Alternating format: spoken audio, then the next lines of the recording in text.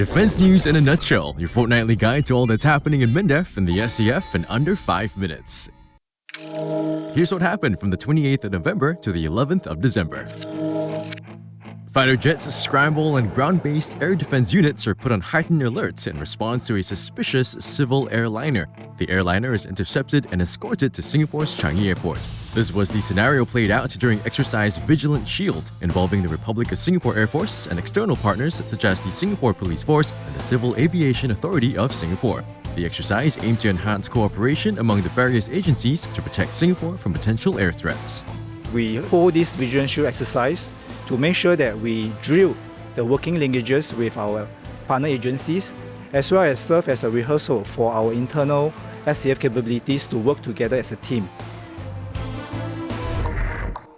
From maneuvers in rainy conditions to joint strikes with friendly air units, the Army's latest suite of simulation systems will allow armored troopers to experience realistic field conditions while undergoing safe and progressive training. The simulators also reflect the Army's continued commitment to making better use of available training space and time through advanced technology. Second Minister for Defense Ong Ye Kung officiated at the opening of the Armour Simulation Centre. He also hosted His Royal Highness Prince Haji Al Muhtadi Billah, Crown Prince and Senior Minister at the Prime Minister's Office of Brunei Darussalam, to a visit at the facilities. His Royal Highness's visit is testament to the close defence ties between Singapore and Brunei. Over the past 40 years, the armed forces of both countries have been interacting regularly through activities such as exercises, visits, and professional exchanges.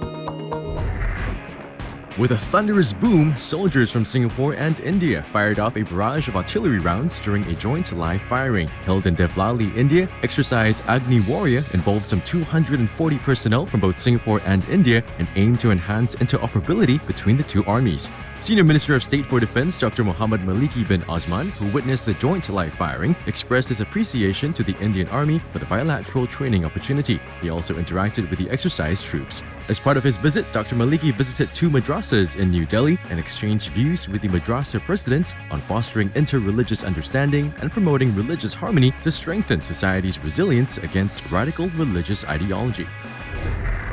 Countries must work together to counter the global threat of terrorism. At the Manama Dialogue held in Bahrain, Minister for Defense Dr. Ng Eng Hen noted that the defeat of ISIS in Iraq and Syria would ironically worsen the threat of terrorism in Southeast Asia, as fighters from the region would likely continue their violent plots when they return home. Dr. Ng cited the ASEAN Defense Ministers Plus Maritime Security and Counter-terrorism exercise as one of the ways in which nations work together to fight terrorism. When we work together, it strengthens capabilities and interoperability and demonstrates our shared commitment to counter-terrorism in our region.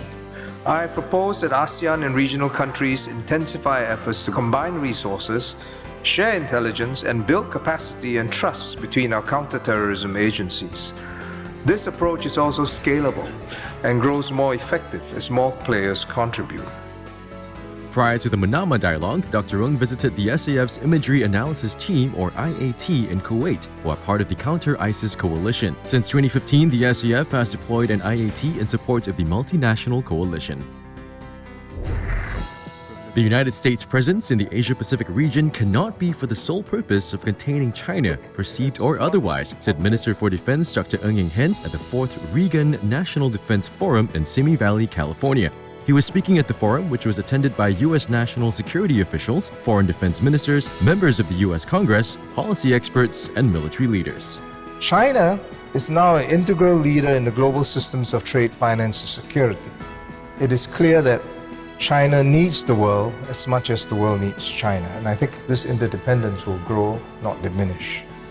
Dr. Ng also spoke about the importance of the U.S.'s continued engagement with the region, which had allowed for the rise of China, India, and ASEAN. He noted that the U.S. presence should not be based mainly on security and that the U.S. should look to pursue a multifaceted relationship with countries in the region.